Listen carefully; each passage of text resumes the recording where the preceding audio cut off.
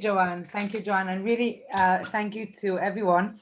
It really is such a pleasure to, and I always say this whenever I speak in Seed, I always say it's just good to hear these things again and to like learn about these things again because it's just a reminder for myself. So I'll just share with you what I'm saying to myself on a day-to-day basis. So you guys can listen into me talking to myself. But really, firstly, just those of you in the Seed Manchester, you may have heard this already last year. So if you have a very good memory, so I guess it's good to hear it again. And if you don't have a good memory, so you'll just pretend that this is the first time you heard it. So that's absolutely fine as well. You have to bear in mind that I had 4 fillings today, and I hate the dentist. Hate the dentist, but I'm doing fine, and I can actually feel my face now, and I'm not talking all funny. So that's that. But it is 10:35 here. It's not 8:35. So if I make no sense, that's Joanne's fault for asking me, and Olivia as well. But please God, I'm using Hashem's. It's not my words of wisdom. It's really Hashem's words of wisdom. That I'm just a keli to try to bring down some words of I guess inspiration and I guess day-to-day tachlis that I guess we're all living with in whatever way that we are looking at, and to try to really get some insight onto how to kind of work with this month that we've got now. An idea that I'm going to say before we even go into this to what I'm going to say is that there's something very interesting about the Jewish calendar is that it's not that randomly the Jewish people came out of Mitzrayim in the month of Nisan, and therefore that was called the month of freedom. Actually, the months were created way before that with the energy and the ability to connect to a specific power and a specific energy. And therefore, the Jewish people came out at the month of Nisan when that was the month of freedom. So, for example, you have the month of renewal when you've got Rosh Hashanah, the beginning of a year. We have a month of renewal. So each one of us, in every area of our life, has the ability to connect the concept of renewal. So on the month of Nisan, we have the ability to connect to freedom. That's not just freedom of Mitzrayim, because none of us were in Mitzrayim last year. I mean, we were in very much the depths of COVID, and it definitely felt like Mitzrayim. But we weren't there. We were in a different type of our kind of life, which meant that we were able to connect to freedom in our own life. So the month of Chanukah, which we're going to talk about, month of Kislev, it's not Chanukah yet, but the whole month around the Yom Tov, if you want to call it, has that energy to connect to. So even if we're learning something now, which is 2 weeks before, it gives us time to prepare for Chanukah, for when Chanukah is coming. And it also gives us a chance to now already speak about the power and the energy of this month, because the month was created before the actual event.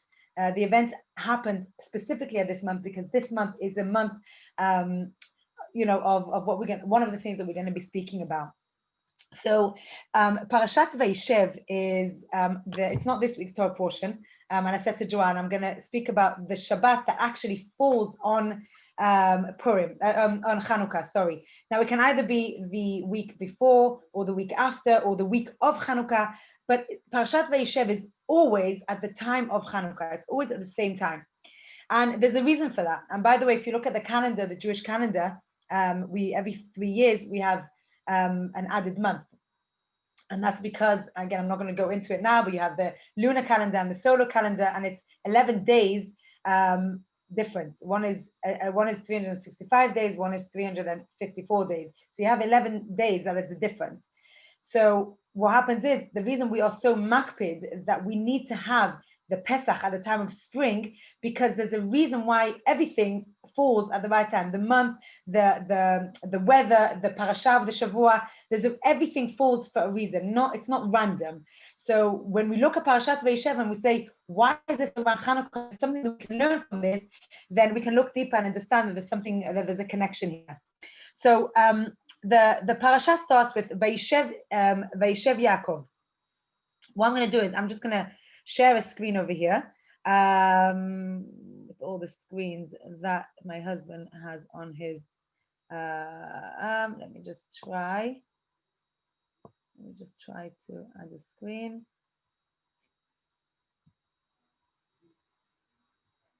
Can you see this? Yeah. Yeah, okay, great. Yeah. So it says in Parashat Bereshit, in Sefer Bereshit, in Perek Lamed Zayin, it says, Vayeishev Yaakov be'eretz megurei aviv be'eretz Canaan. It says, Vayeishev Yaakov. Yaakov Avinu came and sat down and actually settled in be'eretz megurei aviv in Canaan, in the land of where his fathers came from.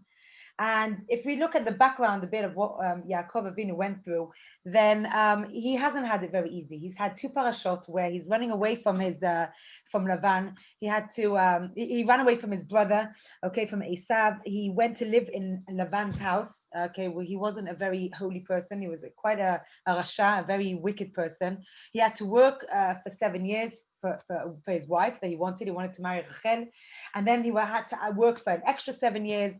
He didn't get his payment straight away. He didn't have it easy. He was running away. He had a fight with the angel of Esav, and he didn't really have an easy time. And he's finally settled back in Eretz Megurei Aviv, in Eretz Canaan. And if you look at the second verse, Rashi says to us, he says, let me just put it down. It says, Rashi says, Vayeishev, Bikesh Yaakov lishev beshalva. Yaakov Avinu asked to sit in shalva. Shalva is calmness, relaxation, tranquility. Kafat alav rogzo shel Yosef. Suddenly the rogzo, the ordeal of Yosef, the story of Yosef, which we're going to go to in a minute, kafat alav, suddenly that came upon him. And it explains, tzadikim mevakshim lishev beshalva. Tzadikim, the righteous people, they ask to sit in shalva, in this tranquility. Amar HaKadosh Baruch Hu says, Lo dayan latzadikim, ma shemetukan lehem leolam haba. Is it not enough for the tzadikim that in the next world, in the world to come, they're going to be sitting in shalva. They are going to be sitting in shalva. Ela shemevakshim lishev beshalva ba'olam hazeh. You're also asking to sit in shalva in this world. So HaKadosh Baruch Hu kind of turns around and he says, you can't ask to sit in shalva. You're going to get shalva in the world to come. Tzadikim get shalva in the world to come. You can't ask to sit in shalva in this world. Now, we need to ask a question. What is really going on over here? That he asked to sit in shalva, and suddenly this whole story of Yosef suddenly came, and we all know the story that Yosef was one of his favorite kids, and he was sold, and he mourned for him for 20 years. He didn't know what happened. He thought he was dead. He had a horrific experience. And I think to understand what's going on over here, we need to try to understand the words in Hebrew. Okay, and the words go like this. We have two things that are called, one is shalva and one is menucha. Now, shalva is, imagine that shalva is something like you're sitting on the beach, or you finally managed to come to Israel and it's beautiful weather, and you're sitting in your family's house on the Merpeset, and it's beautiful weather, and you finally saw your family and your grandchildren and whoever it is that you miss and you want to go and see. You can hear this is my heart talking, that I'd love people to come and visit us.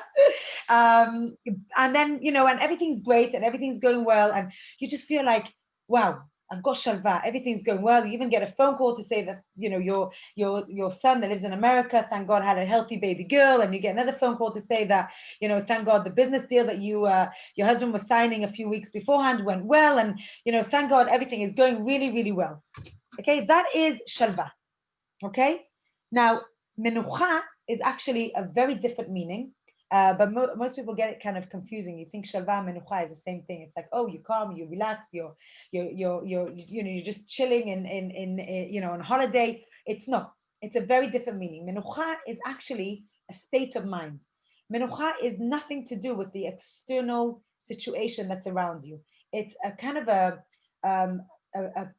place in your mind and in your heart that you get to through a lot of avodah, through a lot of work, where you're able to have menuchat nefesh, where you're able to say, I'm not affected necessarily by what's going on around me. I'm able to control those feelings and to control those thoughts and have menuchat nefesh, meaning your house could be crazy, your kids could be driving you crazy, you might not have enough money, you heard a bit of bad news, you went to the dentist and had 4 fillings, whatever it is, but you can still have menucha. It's nothing to do with your external situation that is happening around you.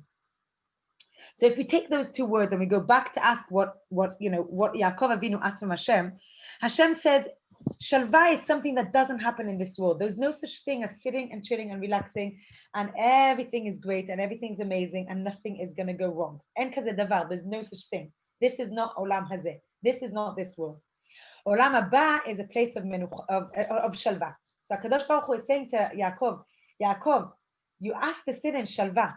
There is no such thing in this world. You can ask for menucha. You can ask Hashem, give me the ability to have that peace of mind, to just be able to deal with what I need to deal with now, not let myself get dragged into it, not let myself be pulled into the energy, the negative energy around it, just so I can have a bit of menuchat nefesh within the situation. That is fine. We can ask for that, but we can't ask for shalva because shalva does not happen in this world. Now, what's very interesting is that Hashem said to him, you've sat down, you've relaxed, you've gone through one stage, now we're going to go through the next stage. Another nisayon, another test, to test you, to sharpen you, to make yourself better, to better yourself as a person. Now you're going to have a rogzo shel Yosef. Now you're going to have the ordeal of Yosef. Now, it's very interesting that Rabbeinu Tam says, he says that when you, again, I don't want to say it in a negative way, but just kind of in a prepared way, that when you feel like everything is going amazing and like you feel like you're kind of in that shalva state, then just be aware that something might come up because we're not here for shalva. We're not here to sit for 40, 50, 60, 70, 100, 120 years, Bezrat Hashem, and everything just goes well and everything just goes smooth and everything just goes amazing. Because that is not this world. This world is a challenge. We've sharpened that. We've bettered that. Let's go to the next one. Let's better ourselves. Sharpen ourselves. Get ourselves better through different challenges that we have. Now we ask Hashem, don't give us big challenges. Let us get to where we need to get to. With small challenges, small difficulties, nothing big. We'll get there, but nothing big. You're allowed to ask for that. But to think that you're going to sit in life and nothing is going to happen to you and everything is just going to be easy and simple and nothing's going to be a challenge, that is not happening in this world. And Hashem says that to Yaakov. He says to him, we're not sitting in shalva. En kaze davar. You are sitting in a world where you need to have challenges. You can ask for menucha, you can ask for a state of mind. Give me the ability to work through this. Give me the ability to work through this challenge that I've got, but you're not going to have the concept of shalva. And I think that when we are aware of that, before we even go into it in a deeper way, when we're aware of that state of mind, then when a challenge comes up, then I think that we're a bit more prepared for it. If a challenge comes up, and again, I'm only talking about easy and simpler challenges, chas v'cherein and nothing big, but a challenge comes, yeah, I always give the example of dropping the keys down the drain, okay, or you lock the door and the keys are inside, okay. Obviously, this is going to happen because these things happen in life. Thank you, Hashem, that this has come. I've been waiting for you. But let me go through the room. Can you hear me? No? Yeah? Okay. No, the speaker just went, so I didn't know what it was. Okay, so that's what he's giving us a bit of kind of like a tip in our kind of like a bag of life tips, that if we have that attitude that these things come up, then we won't be so surprised when they come. Hopefully they're only going to be small ones, but when they come and we're able to say, okay, I'm ready for this. I'm ready for this because I know that I'm not meant to sit in shalva. There's no such thing as sitting in shalva. I can ask to be in a state of mind that's going to be a pure one, a better one, a greater one, but that things are not going to be happening. That's something that's not going to be in this world. So that's what Rabbeinu Yonah says. Now, it's very interesting because if you look at the next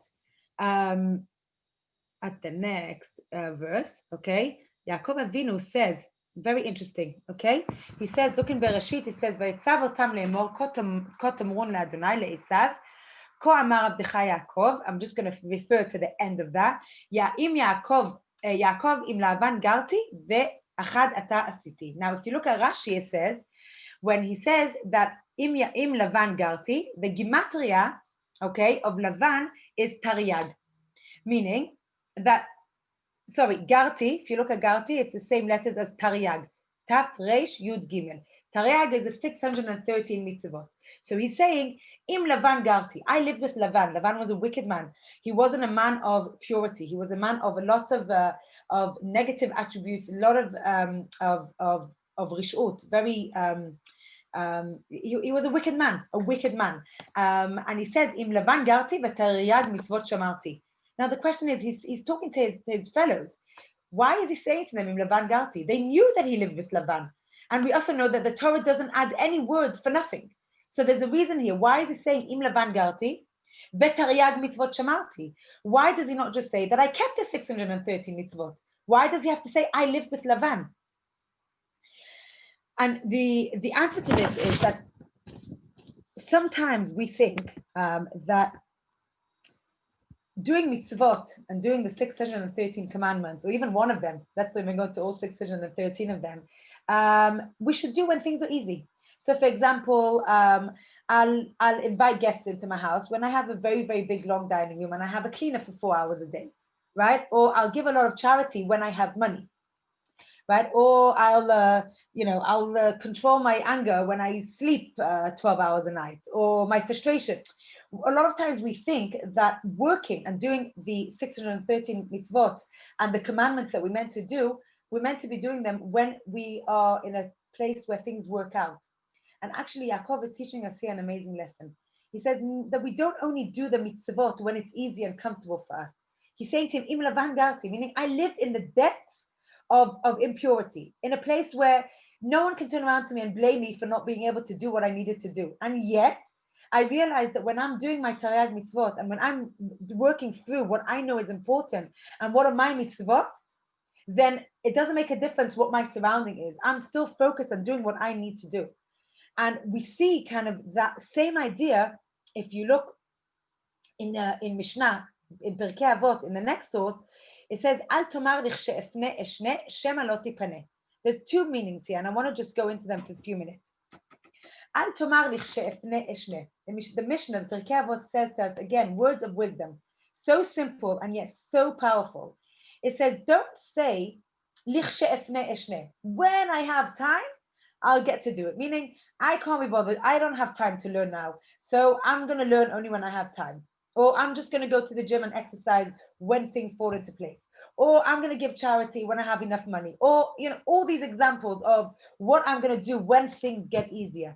Why? What does the Pirkei Avot continue? It says, Shema lo tipaneh. Because it could be that you'll never get to that stage of lo tipaneh. Maybe there won't be a tomorrow. Maybe you're never going to get to that stage. And you're going to lose out. And that's kind of, I would say, it's not even as simple because it's so powerful, but that's more of a simple meaning of looking at the Mishnah. If we look deeper, the Mishnah is saying to us, Al tomar lichshefne eshne. Don't say when it's easy, when I have it, when I've had sleep, when it's a bit more comfortable, and all those excuses.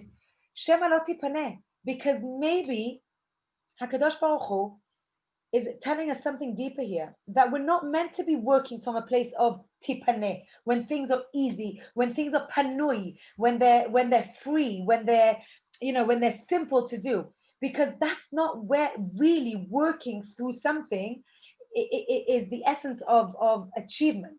Actually, the essence of achievement is sometimes working from a place where it's so uncomfortable, where it's so not easy, when I really don't want to, have guests for whatever reason. Now, again, I'm not here to tell everyone to have guests.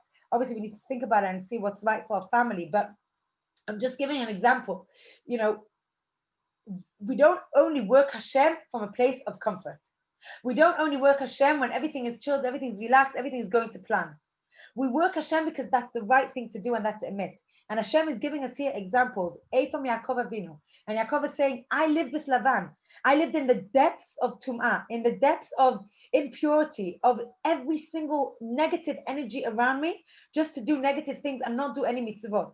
And yet, he says to his fellows, he says, in Lavan garti v'taryag mitzvot shamarti. Again, garti and taryag, just change the letters round. And that is the 613 commandments. And then Pirkei Avot strengthen that idea, and they say, firstly, don't leave things aside and say, I'm going to do them when I can, because that may not happen. And also, because maybe Hashem is teaching us here that it's not about working Hashem when things are easy. It's not about doing it when it's simple and when it's convenient for us. It's actually working from that moment, from that place of challenging. That is the place where we work Hashem. That's the place where we actually say, and now I'm going to actually work on the essence, on the power of what I need to achieve.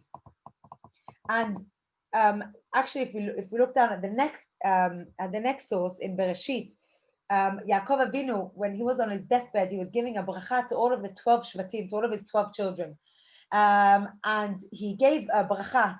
I remember when I heard this, I was thinking as well, this is not really a blessing for anyone.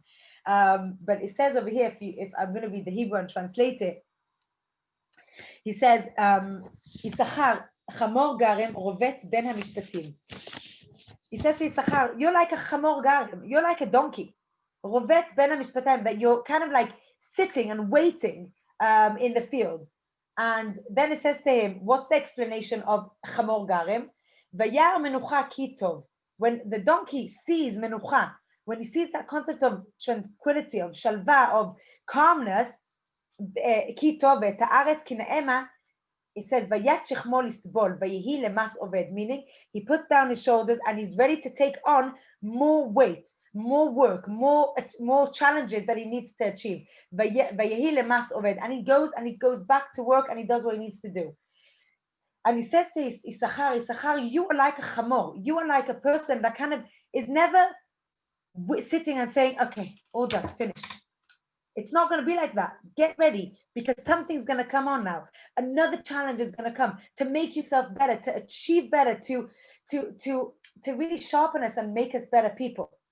Don't chill too long, because something is going to come. I always say this about a washing basket. You know, you have those moments where you think, okay, everything's in the washing basket. Washing basket is empty. Everything's washed, everything's dried, everything's ironed, everything's in its cupboard. And guess what? Don't blink for too long, because I promise you that washing basket will be full before you even know it. Right? It's the same with the dishes in the sink. And it's the same with the house being messy. You've tidied it all up. You went to bed. You wake up, it's messy again. And again, these are just simple, silly examples of our house and our day-to-day kitchen and ironing and washing. But life is about doing. Life is about achieving. Life is about bettering ourselves, not working only from a place of comfort, because that's not our world. And if we think that this is our world, then I think that's a lot of times the mistakes that people have today, where you think they're waiting for that kind of like calmness. And again, I'm not saying that we don't have to ask for a state of mind of calmness, but when people are waiting for that external calmness, for everything to just work and be fine and easy, then A, that's not reality. And B, when that challenge does come, then we don't really know where to turn. People are like, oh my gosh, how do I deal with that? And if we manage to kind of like change that button in our mind, and we're ready for challenges. Again, not big ones, only small ones, like the dishes being full and the washing machine and the toys on the floor. Nothing big. Chas v'chalila, we daven for that. But challenges that make us aware of who we are, what we need to achieve, and how to become greater, because that's the purpose of this world. And that is what Yaakov Avinu is teaching us in Parashat Vayeishev. When he asked the Kadosh Baruch Hu to sit in Shalva, and Hashem said to him, not in this world, darling, not in this world. Shalva is in the world to come. In this world, you ask for menucha, you ask for tranquility in being able to see things in a clear way, being able to not be involved in things that are not really up to me, being able to separate and saying, that's not mine. I think that's a really big tool that I've learned along the way. You know, you separate what's really yours, your responsibility, and what's not yours. Having that menucha is amazing. But trying to have shalva is something that's not going to work in this world. And that is what the story of Yaakov teaches us. He didn't have an easy life. Really, he didn't. And through his challenges, you know, he was a Yaakov Avinu, you know, a great father of Israel, actually. And just a completely side point, I went this week to see a mechina for my son up north. Unbelievable scenery and an unbelievable place. And the rabbi over there was teaching us that we could see, literally, you could see the border of Jordan, and you can see the place where Nachal Yabuk, where Yaakov Avinu met with the angel of Esav and had a fight there by Nachal Yabuk. And you literally see the moment of that. And he was talking about the fact that the same way that we speak about the essence of a month and the power of the month, he said, we were talking about the power of the place.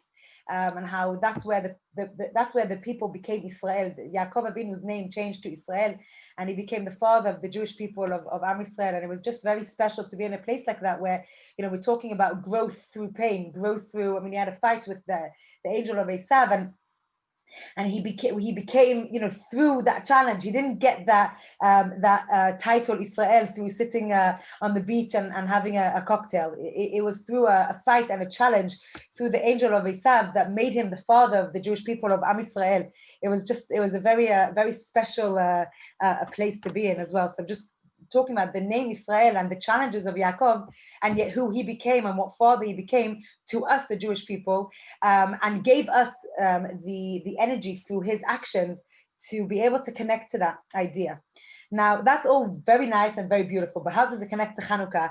As it does fall this year, literally, it's Shabbat Chanukah in 2 weeks' time. So when we want to look at the essence of Yom Tov that we have, you know, whether it's Purim, whether it's Chanukah, whether they are from the Rabbanan, whether they're from the actual Torah, I think one of the main things is looking at the prayers, at the tefillot of Chanukah. And if you look at the benching in Birkat HaMazon, that's the next verse.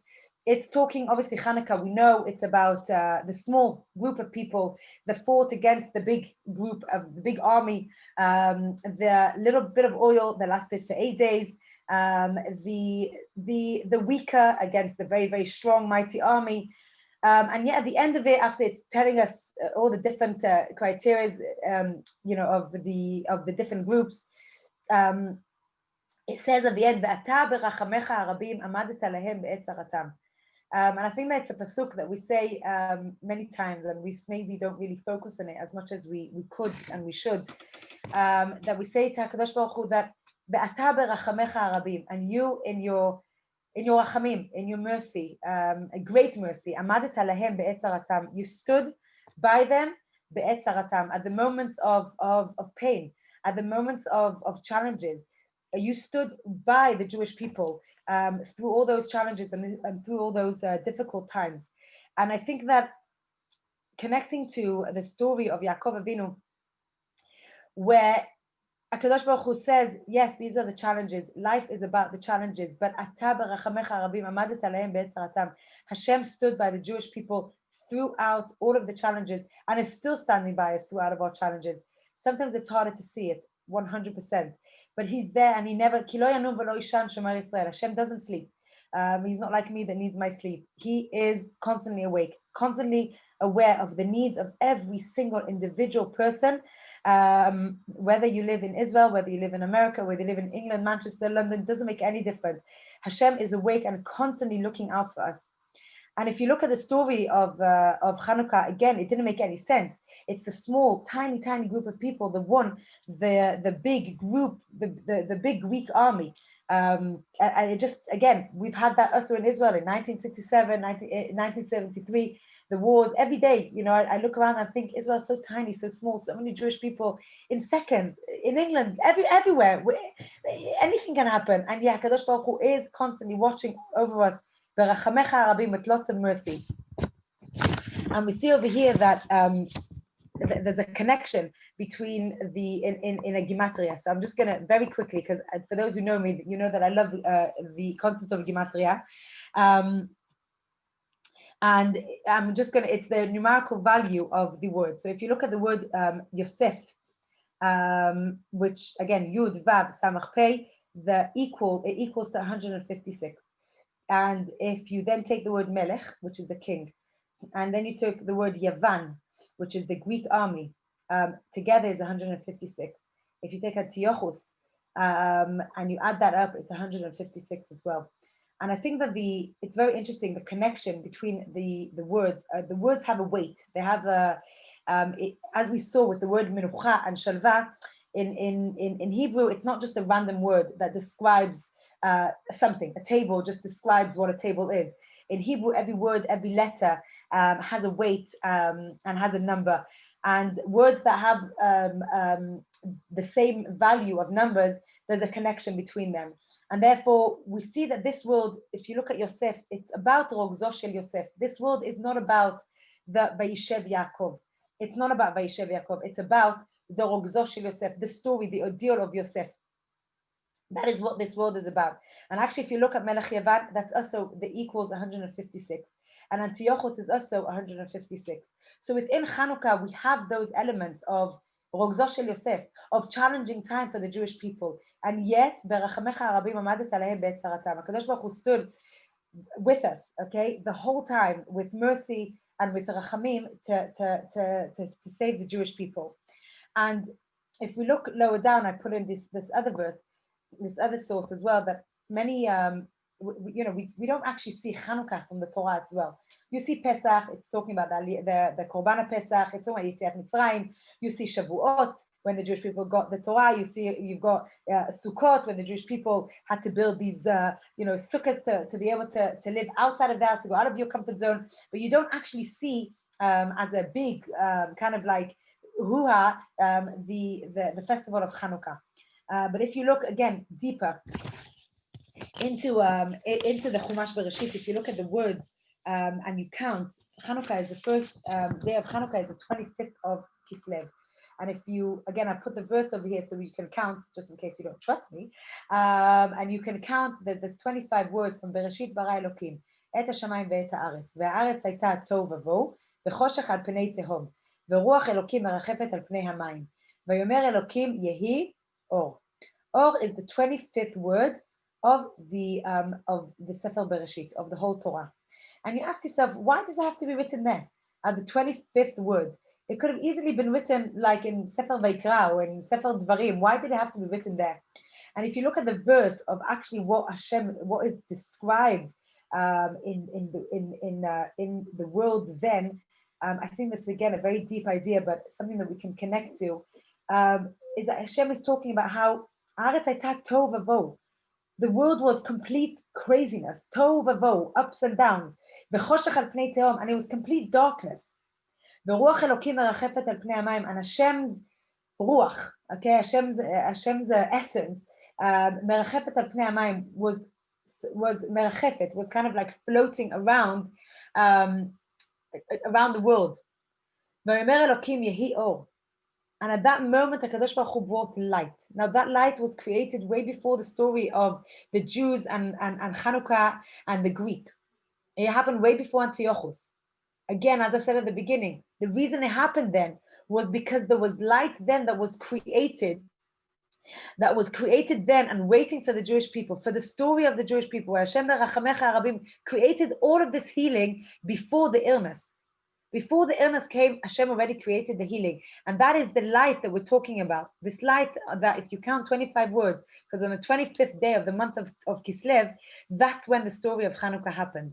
And Hashem took that light that Hashem created, which is a very, very, very deep light, that we will, Be'ezrat Hashem, in the time of Mashiach, will be able to see a very clear light. He'll have a hara'at panim. Hashem will be able to see Hashem clearly through the Torah and mitzvot and the Jewish people, when there'll be love and there'll be acceptance between each other. That is the light that Hashem has created at the beginning of the time. 25 words into the whole book of Bereshit, when it's describing craziness, it's describing the world being upside down, it's describing darkness and confusion and things that aren't clear.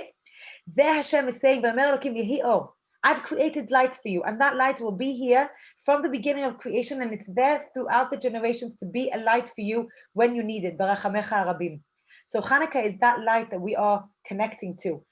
And what tends to happen, I always say this, is that we kind of like forget what Chanukah is about. Okay, I know that here we were like waiting for Rosh Chodesh Kislev, and we went to the shops and the kids all got donuts, and they're very, very good here. All different types, very, very healthy and not fattening at all. But that's not what it's all about. It's not just about the oily food. Of course, we eat the oily food and we get gifts. And if you're Sephardi, you get money. I know my sister-in-law does that. Obviously, that's what it's about. But what else? What is it really about? It's about us being able to stand by the candles and connect. Be able to stand by the candles and say, Hashem, give me the ability to connect to that light that you created at the beginning of time, where that light came from a place of tovavo, of craziness, of darkness, of things that are not clear, of things that are confusing. There's so many things that I don't understand right now. And that's at the time where you created that light to give us the energy throughout the generations, thousands and thousands of years down the line. And what usually happens, we light the candles, and we quickly kind of like go and put the lacquers on, or we quickly go and do the washing, or finish doing what we have to put it. And I gave this example when I spoke last year as well, and I was saying that it's like you go to the petrol station to fill up with gas, and you kind of like put the nozzle into the car, and then you just go into the car, you turn on the engine, and you drive off. Like you're there, you're literally there. The battery's there, the fuel is there, the energy is there, the light is there. Hashem is giving it to us, and we kind of light it and we walk away.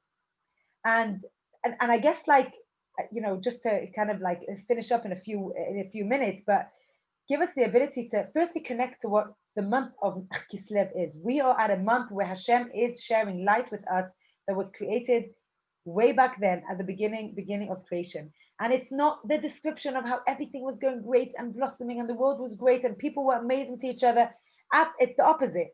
The description of the world is craziness, is tovavo, is things that are just not clear. And that's where Hashem created the light. And if you think about it, when do we light Chanukah? We don't light the Chanukah candles in July when Shabbos goes out in Israel in England at 11 o'clock at night. Okay, that's not when we light the candles. We light the candles in the winter, in December. December, end of December, beginning of December. That's when we light the candles. It's not a coincidence that it happened then. It's not a coincidence. The Chanukah is at the darkest time of the year, where it's dark by 4:30. I remember in Manchester, I couldn't even see which kids I'm picking up because the playground was completely pitch black, and it's just to shout the names and hope that the right kids come to the right parents. But it's so dark, and then you go home and you light this light that Hashem promised us from the beginning of creation. It says, "This is the light that I have created for you. I've created the light, the medicine before the illness. It's there, berachamecha arabim, with so much rachamim, with so much care, with so much love. I've created this light for you. And don't worry when things are dark and unclear. That's when we bring the power of Chanukah in. So we have the time to think about the month of Kislev. And then when Chanukah comes in 2 weeks, again, I beg of myself, forget about begging you, I beg of myself to be able to stand there and light the candles and then recharge my battery for the year. Daven for the people that need davening. Daven for myself, recharge my battery, take a few minutes, half an hour. Women, by the way, shouldn't be anyway doing anything after candle lighting. You should be sitting down and you should be given a tea or a coffee with chocolate. And I know I used to do that with my mother-in-law all the time. And that's the way it should be. It's a time for you to not just have the chocolate and the tea, but connect and daven and pray, because you are lighting light and you are connecting to a light that was created for the Jewish people way back then. And it's not a stira. It doesn't go against each other. It actually goes hand in hand. When we're talking about Parashat Vayeishev and we're talking about Yaakov Avinu and the challenges that he goes through, and yet the light that we have at the same time, Chanukah is exactly the same thing. It's dark. It's not clear. Things are very, very tovavo. But there's a light that we can connect to. There's a light that we can charge. Let's not light those candles and then walk away. Light those candles and we have a way to charge ourselves, to ask for menucha. We have the right to ask for menucha. Give us the ability, the tranquility to have menuchat nefesh, that I'm not going to get affected by every little thing that's happening around me. I can deal with things. I can react to things. I can challenge things, but I don't have to be dragged into that. I don't have to be pushed into that with and get involved in every single thing. I can have menucha. That's no problem. But Shavah is not going to happen in this world. And we see through the power of the words and the value of the words of Yosef, of the story of Yosef, which this world is Rogzo shel Yosef. We see the story of Yavan and Antiochus. They're both equal to 156. That is I find that very, very strong connection. And I think that just to end with the example of, of how when you see when they clean gold. And I don't have loads of time to go into this whole story, but they say that when you see that when the Jewish people are compared to, like, they wash and clean gold, and what do? You take it, you put it back in fire, and to re-sharpen it again, to make it even better, and then you put it into hotter fire, and that is the example of bettering ourselves. And I can use that I always like using a gym example, because I love going to the gym and working out, and I always feel that if you go to the gym and you do the same exercise every day, then it's great that you're going. Don't get me wrong. You got out of bed, you went there, you deserve a medal. But you want to better yourself, you want to challenge yourself, you'll put another kilo on your weights. You'll do another 10 sit-ups if you can. You'll do another, kilometer if you're running, however many K you're running. You'll do something extra because that's how you better yourself. That's how you get stronger. That's how you get better. And I really feel like that's generally, and I think that's generally in life, but I think that definitely at the time of the month of Chanukah, the month of Kislev, is a time for us to really renew that ability to have that menuchat nefesh, have that ability to have that inner peace, that inner space, regardless of what's happening around us. And it's hard, it's not easy. Okay, when I talk about the dishes in the sink and the toys on the floor, again, they should stay like that. But when things are a little bit more challenging, it's not easy always to kind of have that menuchat nefesh. But that's something that we can daven for. We can daven for the whole time, every day of the year. But the month of Kislev is a month where you have that ability to connect to that. Hashem, I know that this world is about Rugzo Shel Yosef. I know that it's not about sitting and not having challenges. I know I'm going to have the challenges. I'm ready for them. I'm prepared for them. So when they come and they greet me, it's not kind of like a big shock. But still, Hashem, give me the ability to have the menuchat nefesh, to have the ability to see things in that calm and relaxed way, and not in that, we get ourselves into such a state so many times, and having the ability to step away and being in control of that and not expecting the shalva. When we don't have that expectation, then I think that's a lot of the times what helps us have so much more of a calm and relaxed time. And being able to really connect in Chanukah in 2 weeks' time, Bezrat Hashem, we have 8 days to connect to the deeper light that Hashem created for us at the beginning of days. Thousands and thousands of years ago, way before Yaakov Avinu was even born, way before everyone, Hashem created the light when at the time of darkness, the time of things that aren't clear, things are going flying, things are so tohu vavohu. I think that we can all describe this world as tohu vavohu. It's absolutely insane. And yet to ask Hashem to have that clarity, to have that light, and to daven for menucha, and I give myself a bracha, and I give you a bracha, that we're able to concentrate for 2 weeks, have that in our mind, and be able to grow through that, and to show Hashem next year, Bezrat Hashem, when we get to Chanukah, say, Hashem, we're ready. We're all ready and pure. The gold is perfect. Bring us Mashiach. Bring us that light that we've been waiting for from the beginning when you created it. You've only given us a tiny bit now, Chanukah, but give us all of the light and bring clarity and Mashiach. B'mera b'yameinu, and all of you will come and join me in my little apartment here in Ramat Beit Shemesh with pleasure. And obviously, if there's any questions, then I'm still here, even though it's 11.